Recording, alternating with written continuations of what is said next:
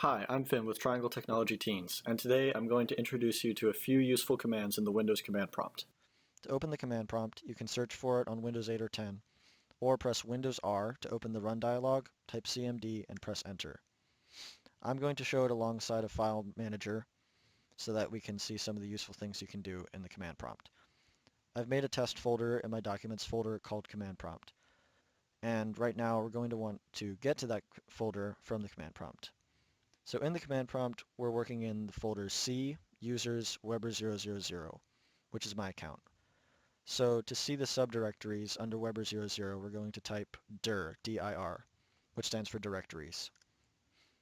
And if we look here, we can see that Documents is directly under my user folder. So to get into Documents, we're going to use cd. cd is a command that stands for change directory. You type cd and follow it with the path of the folder you want to get to. So since Documents is within the folder we're working in, we can simply type Documents. But if Documents was somewhere else, you could also type the full path, which is C users backslash Weber 000 backslash documents. Either way, you'll wind up here. So now we're in my Documents folder, but we still need to get into the command prompt folder. So we're going to do another dir to make sure it's there. And if you look at it is. So now we can type cd, change directory, into command prompt folder. And again, since it's in the same directory that we're working in, I don't have to type the full path, but I can if I want to. So now we're working in this exact folder.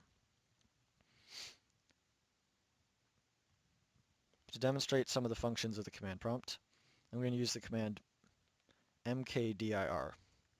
That stands for make directory.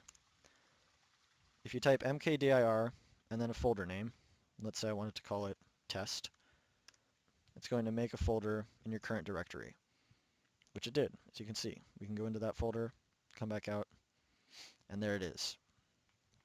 Now, let's say we wanted to copy a file. We'll make a text file here and call it text.txt. So if we wanted to copy that file and let's say change its name, we can give it some text. This is my text file. And save and close. So from here we can use a command called copy.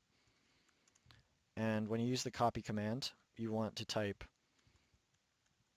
the name of the file you're going to copy and then what you want it to be called after you copy it. So we can call it text2.txt. And it says one file was copied, and here we have a copy of it. As you can see, it says the exact same thing.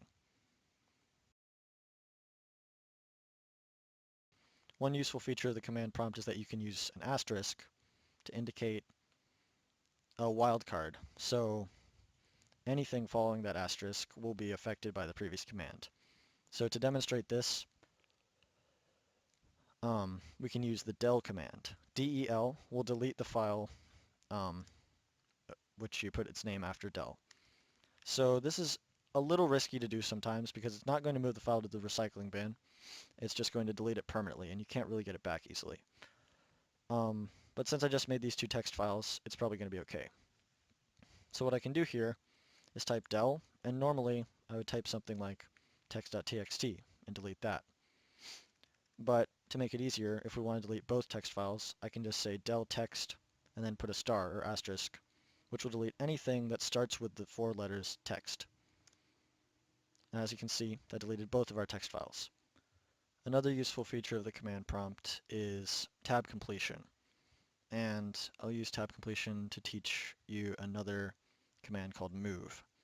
So to use the move command, we're going to need something to move. So let's use make dir, make directory, to make a folder called subfolder. And so that's going to create subfolder there. And let's say we wanted to move subfolder into our test folder.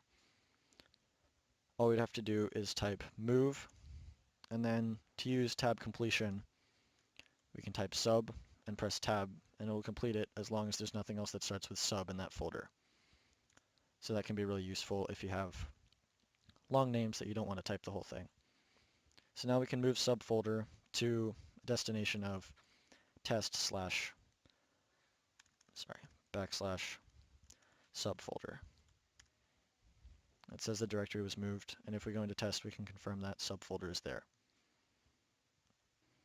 To exit the command prompt, we can use the exit command and close it. This was a brief introduction to the command prompt on Windows. Go to tritechteens.org for more instructional videos.